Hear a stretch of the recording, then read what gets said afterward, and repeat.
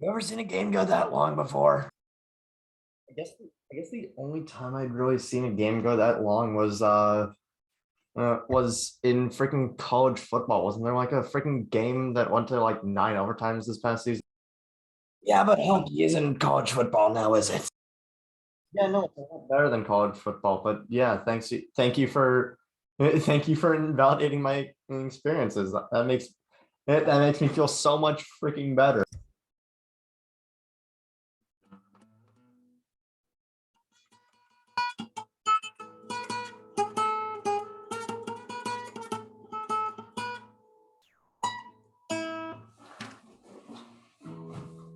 Bruins secure the point, but lose in overtime. 2-0, 2-1 to the freaking New York Rangers.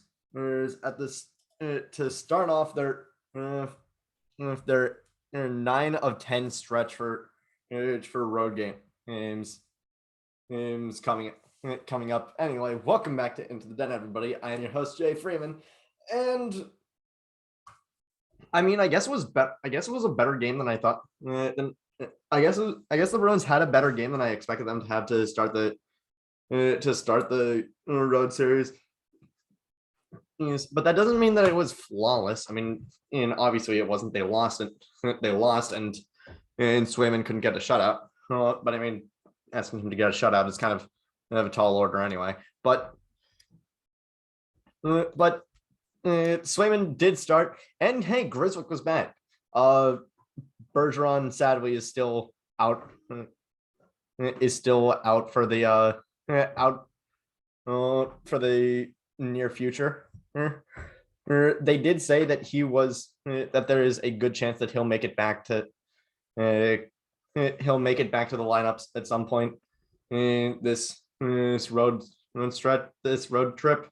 But to start off, freaking the game starts, but Foligno, oh my God, Foligno. I want to know who thought this was a good idea. Who outside?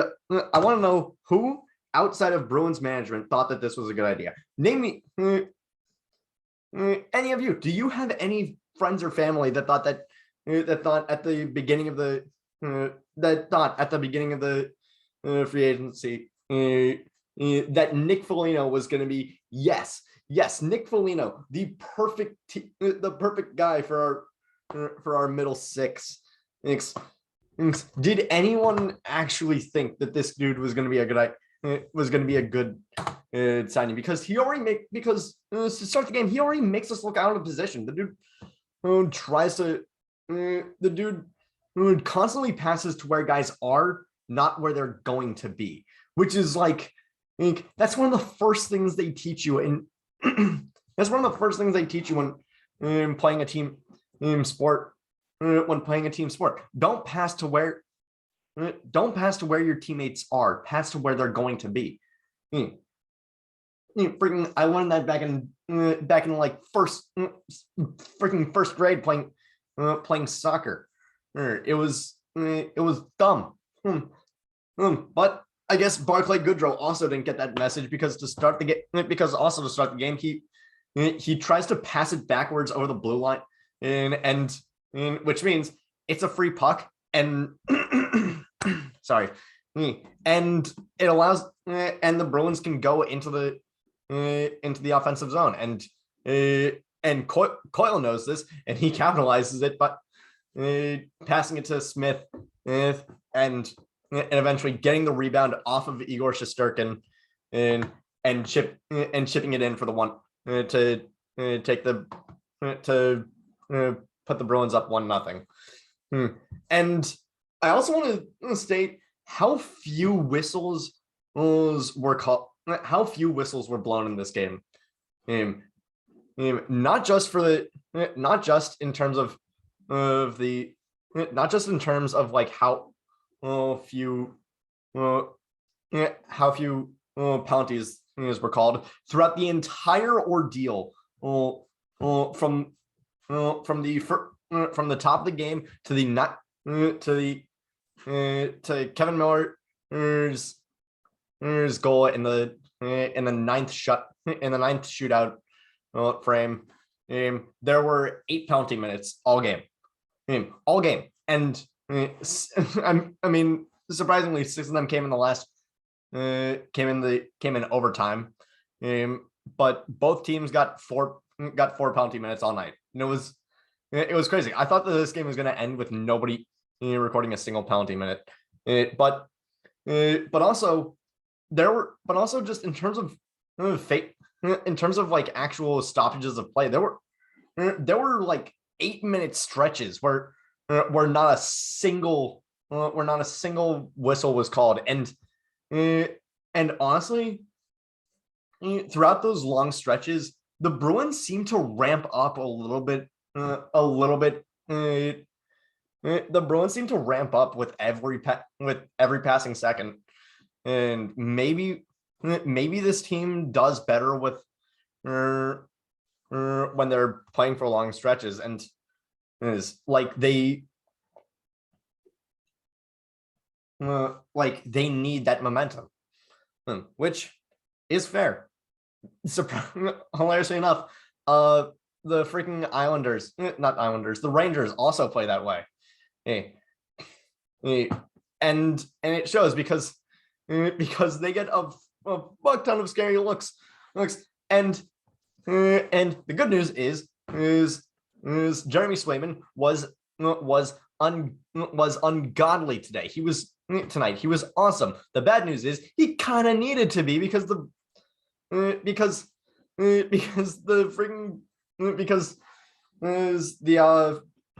Rangers have pretty damn good depth, and they are fantastic at puck handling, and it was and they just kept skating into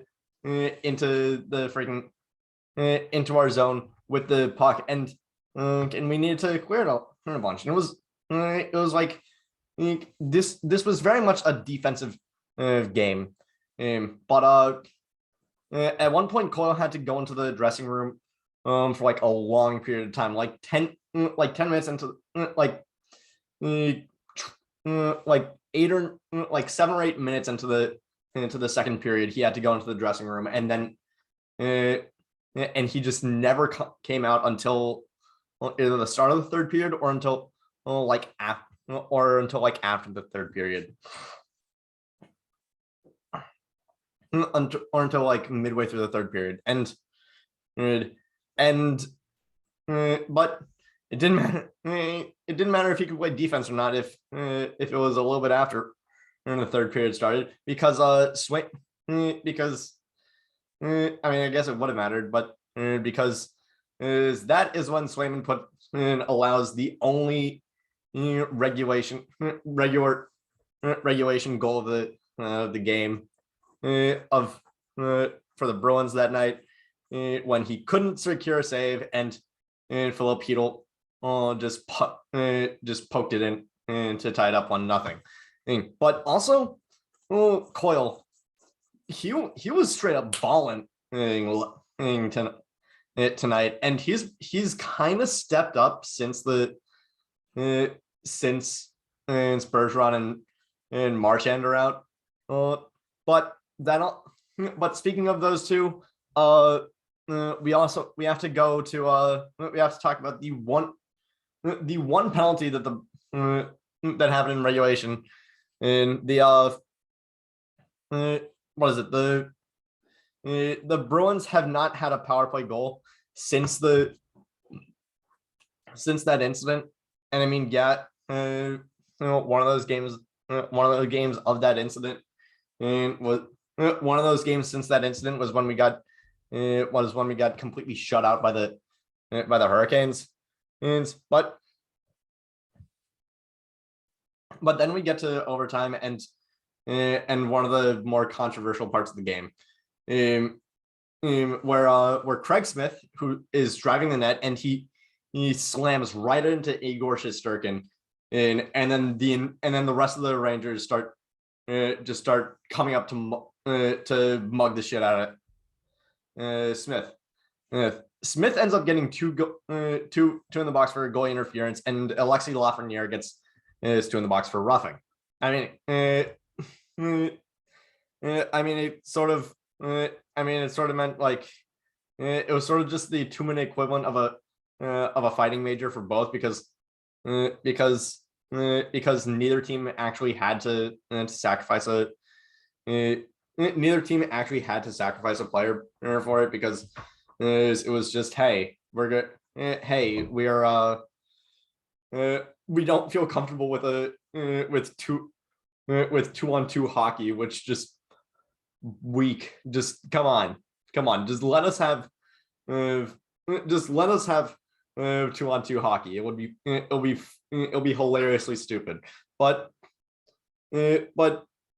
Jack Edwards, Jack and Andy for that entire thing were like, how was that a penalty on Smith?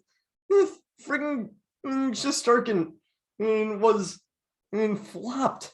And like, on the one hand, yes, and on the one hand, and I would be hesitant to call it goalie interference because, but at the same time, I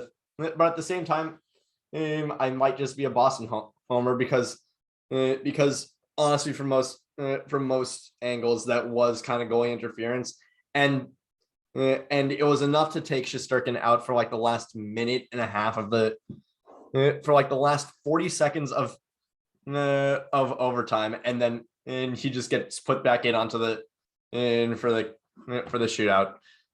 And yeah, the shootout goes 9 rounds, and it ends with Kevin Miller just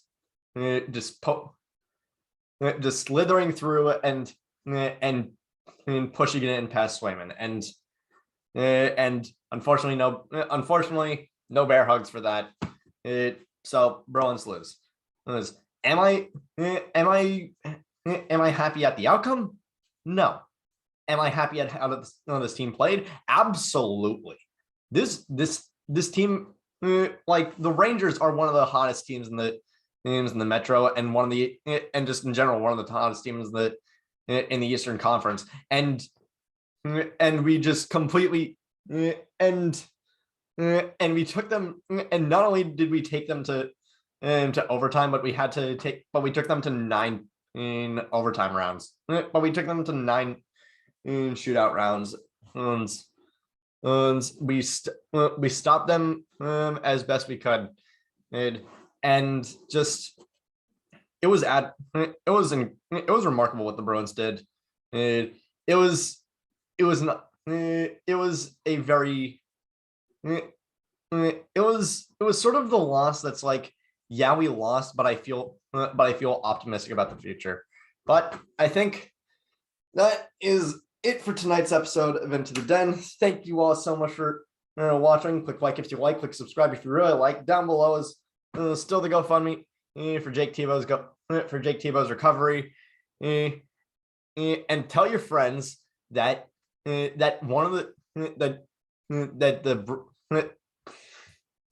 tell your friends that tomorrow Jack Eichel is back in the fold. I know that's not related to the Bruins, and it's not related to I think the Islanders are who they're going up against next. But yeah, Eichel is back from injury, and it's something that the entire hockey world has been waiting for, and we're all rooting for him. Go Jack.